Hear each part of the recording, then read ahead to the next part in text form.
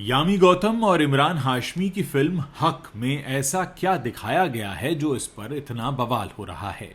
क्या है इस फिल्म की पूरी कहानी और ये कहानी किस सच्ची कहानी पर आधारित है और कैसे एक वक्त में शाहबानों के केस ने पूरे देश को हिला दिया था और क्यों अब शाहबानों के घर वाले इस फिल्म हक के मेकर से नाराज हैं।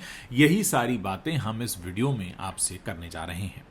दोस्तों, आप इमेजिन कीजिए 1985 का साल। इंडिया में इंदिरा गांधी की हत्या हो चुकी थी, राजीव गांधी नई सरकार चला रहे थे, पूरे देश में सियासत तूफान पर थी। तभी आता है एक ऐसा केस जो न सिर्फ एक औरत की जिंदगी बदल देता है बल्कि पूरे हिंदुस्तान की राजनीति को हमेशा के लिए पलट देता है और आज भी आप उसको देख रहे हैं। वो केस है शाहबानो बेगम का। 7 नवंबर 2025 को जो फिल्म आ रही है हक, वो इसी पर बेस्ड है। यामी गौतम है, इमरान हाशमी है, कोर्ट रूम ड्रामा है जहां शाजिया बानो नाम की एक औरत की कहानी है जो अपने हक के लिए लड़ती है, ठीक वैसे ही जैसा सालों पहले शाहबानो ने किया था। तो बात शुरू होती है 1978 से। मध्य प्रदेश का इंदौर शहर। शाहबानो बेगम, जिनकी उम्र उस वक्त 62 ईयर्स थी, वो एक साधारण मुस्लिम घरेलू औरत हैं, 5 बच्चों की मां हैं। उनके पति मोहम्मद अहमद खान एक वकील हैं और अच्छी खासी कमाई करते हैं। लेकिन अचानक शाहबानो को पता चलता है कि उनका पति दूसरी शादी करने वाला है। वो विरोध करती हैं लेकिन खान साहब उन्हें तलाक दे देते हैं। अब मुस्लिम पर्सनल लॉ के मुताबिक तलाक के बाद महर, जो कि एक बार की एक रकम होती है, वो उन्हें मिल जाती है। उसके बाद उनको कोई मेंटेनेंस नहीं मिलता। शाहबानो अब बूढ़ी हो चुकी हैं, बीमार हैं, उन्हें बच्चों को पढ़ाना है और उनके पास कोई मदद नहीं है। फिर क्या था, शाहबानो लोक अदालत जाती हैं, क्रिमिनल प्रोसीजर कोड की धारा 125 के तहत मेंटेनेंस मांगती हैं। ये धारा सबके लिए होती है, हिंदू मुस्लिम सिख ईसाई। वो कहती हैं मुझे और मेरे बच्चों को गुजारा चाहिए, लेकिन खान साहब कहते हैं कि नहीं, मुस्लिम पर्सनल लॉ में तलाक के बाद कुछ नहीं मिलता। मामला हाई कोर्ट तक जाता है, फिर सुप्रीम कोर्ट और सालों की लड़ाई लंबी चलती है। शाहबानो अकेली हैं, गरीब हैं, लेकिन हार नहीं मानती। दोस्तों, ये सिर्फ एक औरत की फाइट नहीं थी, उस वक्त पूरे सिस्टम की टेस्टिंग थी कि क्या सेकुलर इंडिया में रिलीजन के नाम पर जेंडर जस्टिस को कुर्बान कर दिया जाएगा। अब आपको बताता हूं इसका फैसला जो आया 23 अप्रैल 1985। सुप्रीम कोर्ट का ऐतिहासिक फैसला आया। चीफ जस्टिस PN भगवती की अगुवाई वाली बेंच, जिसमें जस्टिस YB चंद्रचूड़ जैसे सीनियर जज भी शामिल थे। इसमें कहा गया कि शाहबानो को मेंटेनेंस मिलेगा मुस्लिम लॉ के बावजूद, धारा 125 लागू है। कोर्ट ने तो और भी कुछ कहा। उन्होंने कुरान की आयतें उद्धृत की, कहा कि इस्लाम में औरतों के हक की रक्षा है। फैसले में लिखा गया कि मुस्लिम पर्सनल लॉ को रिफॉर्म करने की जरूरत है और शाहबानो को हर महीने 179 रुपीज दिए जाएंगे। ये छोटी रकम थी, लेकिन बड़ा मैसेज था कि इंडिया सेकुलर है और लॉ सबके लिए बराबर है। लेकिन दोस्तों, ये फैसला आग फैलाने जैसा था।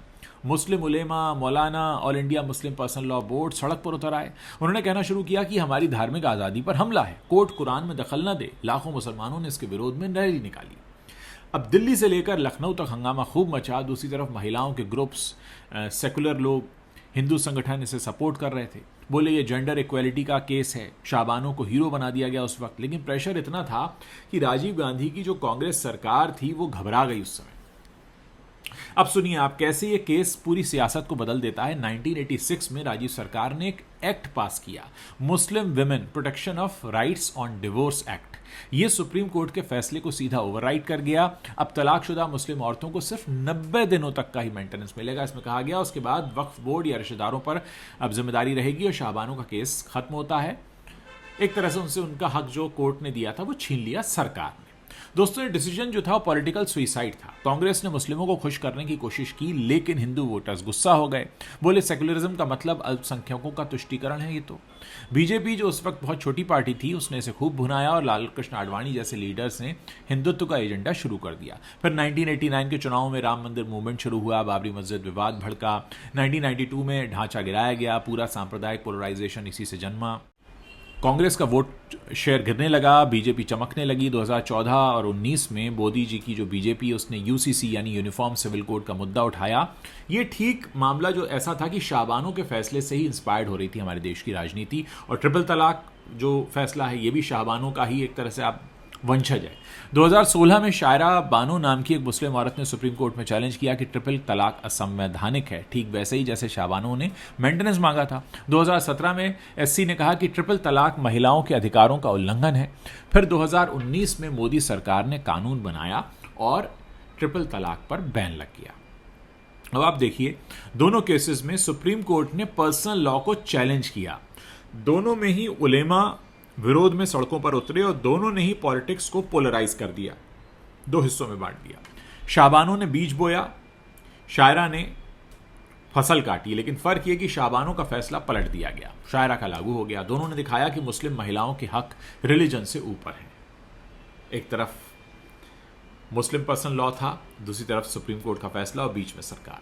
अब आप सोचिए आज 2025 में भी इसका असर है। शायरा बानो का केस शाहबानो का सेकंड सीजन था, लेकिन इनडायरेक्टली शाहबानो का केस आज भी भारत की राजनीति को पोलराइजेशन के जरिए प्रभावित कर रहा है। देखिए, यूसीसी पर डिबेट चल रही है, बीजेपी कहती है एक देश एक लॉ, विपक्ष चिल्लाता है मुस्लिमों का तुष्टीकरण खत्म, हर इलेक्शन में मुद्दा वोट काटता है, सीएए, एनआरसी, आर्टिकल 370 सब इसी चेन का हिस्सा है, यानी जो धर्म पर आधारित हमारे देश की राजनीति है। शाहबानो ने अनजाने में सिखाया कि पर्सनल लॉ पर छेड़छाड़ से हिंदू मुस्लिम डिवाइड गहरा सकता है। आज भी सोशल मीडिया पर यूसीसी हैशटैग ट्रेंड करता है, बीजेपी को हिंदुत्व वोटर मिलते हैं, कांग्रेस जैसी पार्टियां अल्पसंख्यक वोट बचाने की जद्दोजहद में।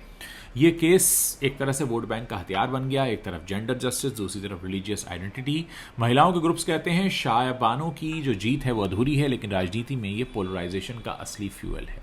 और शाहबानो के साथ फिर क्या हुआ, 1986 के एक्ट के बाद वो पूरी तरह टूट गई, उनके परिवार को धमकियां मिलनी शुरू हुई, मुस्लिम कम्युनिटी ने बहिष्कार कर दिया। वो कहती नहीं मैंने सिर्फ अपना हक मांगा था, लेकिन दर्द इतना बढ़ा कि 1992 में ब्रेन हैमरेज से उनकी मौत हो गई।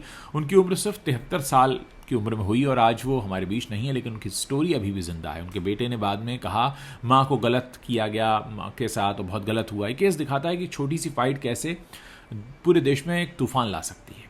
और अब ये जो फिल्म आ रही है हक, जो 7 नवंबर को रिलीज़ हो सकती है, उसकी जो डायरेक्टर हैं सुपर्णा वर्मा, उन्होंने ये शाहबानो केस से ही पूरी कहानी ली है। यामी गौतम जो है शाजिया बानो बनी, एक मुस्लिम औरत जो तलाक के बाद अपने पति अब्बास यानी इमरान हाशमी को कोर्ट ले जाती है।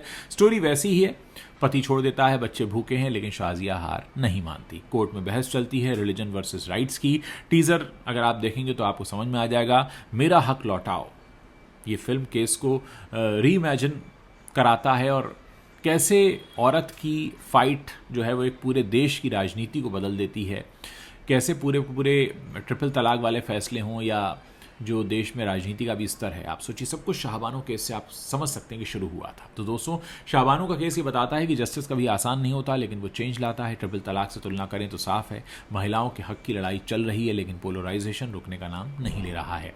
आज भी जब हम यूसीसी या वुमेन्स राइट्स पर डिबेट करते हैं तो शाहबानो की परछाई वहाँ दिखाई देती है। देश की राजनीति बदली, लेकिन सवाल वही, हक किसका। हक फिल्म देखकर शायद सोचना होगा, लेकिन अब फिल्म हक रिलीज हो उससे पहले शाहबानो के जो 2 बेटियां हैं और जो परिवार वाले हैं, उन्होंने इस पर रोक लगाने की बात कही। उन्होंने कहा है भाई हमारी माँ की कहानी आप दिखा रहे हैं, आप हमसे पूछेंगे नहीं। तो कुल मिलाकर दोस्तों, ये कहानी एक ऐसी है कि एक मुस्लिम औरत जो तलाक के बाद मेंटेनेंस मांगने अदालत पहुंचती है, अदालत उसके हक में फ़ैसला सुनाती है। इस वजह से कई सारे उलेमा सड़क पर उतर आते हैं और उस वक्त की सरकार, राजीव गांधी सरकार, उस फैसले को पलट देती है, सुप्रीम कोर्ट के फैसले को। और उसके बाद आने वाले कई सालों तक कांग्रेस को भी इसका खामियाजा भुगतना पड़ता है। बार बार लांछन यही लगते हैं कि ये तो भाई अल्पसंख्यकों की तुष्टीकरण कर रहे थे, ये तो जेंडर बाइज्ड हैं, ये तो रिलीजन के आधार पर फैसला करते हैं। ऐसी तमाम चीज़ें इन पर लगती रहीं। तो दोस्तों, ये पूरा का पूरा मामला कुछ ऐसा है, जिन लोगों को ये कहानी नहीं पता थी उनको शायद इस वीडियो के ज़रिए पता चली होगी। अगर अब भी आपके कोई सवाल हैं जो आपको लगता है इसमें अधूरे रह गए हैं, तो मैं चाहूँगा कि मैं उन सवालों का जवाब दूँ। इस वीडियो को पसंद कर रहे हो तो इसे अपने दोस्तों के साथ शेयर करना मत भूलिएगा।